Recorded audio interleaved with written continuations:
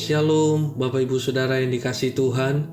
Dimanapun Bapak Ibu Saudara berada saat hari ini, saya berdoa kiranya damai sejahtera, sukacita, kasih dan kemurahan Tuhan menyertai setiap kita dimanapun kita berada hari ini.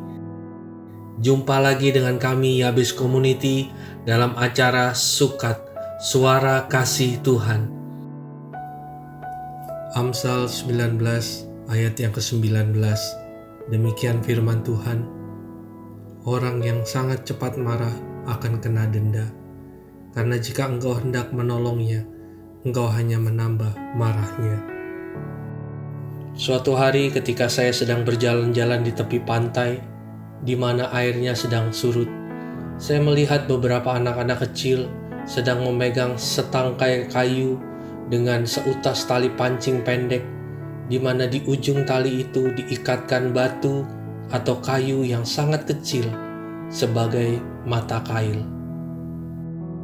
Batu atau kayu yang mereka ikatkan di ujung tali itu, mereka gunakan sebagai mata kail yang mereka masukkan ke dalam lubang-lubang di pinggir pantai itu, di mana lubang-lubang itu adalah lubang-lubang kepiting. Biasanya kepiting-kepiting itu akan marah ketika batu dan kayu itu disentuhkan oleh anak-anak kecil itu ke mulut mereka. Lalu kepiting itu menjepit batu dan kayu anak-anak kecil itu, dan itulah saat yang ditunggu oleh anak-anak itu.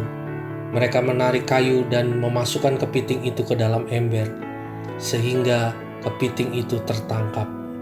Kepiting itu dikumpulkan oleh mereka dan kemudian mereka jual kepada pengepul. Kepiting-kepiting yang sudah terkumpul, mereka jual kepada pengepul dan mereka mendapatkan hasil ratusan ribu dari hasil tangkapan mereka ketika kepiting-kepiting itu marah dan menjepit kail mereka. Banyak hal yang dapat memancing amarah kita dan menguras persediaan kesabaran kita. Namun kemarahan seringkali membuat seseorang bertindak dengan tidak bijaksana. Ketika kita marah, emosi negatif akan mendominasi. Perasaan kita menuntut pelampiasan yang sepadan. Ketika melampiaskannya, mungkin kita merasa kepuasan sesaat. Namun setelah itu, kita dirudung oleh penyesalan dan rasa bersalah. Kadang-kadang, amarah bahkan bisa mencelakakan hidup kita. Untuk dapat meredam amarah, kita perlu melatih dan memelihara kesabaran.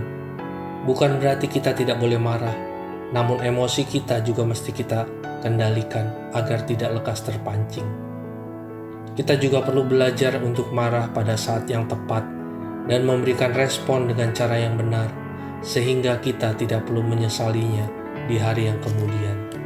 Emosi yang meledak-meledak sering membuat kita kehilangan kendali, sehingga kita terpancing mengeluarkan kata-kata kasar untuk melampiaskan amarah tersebut.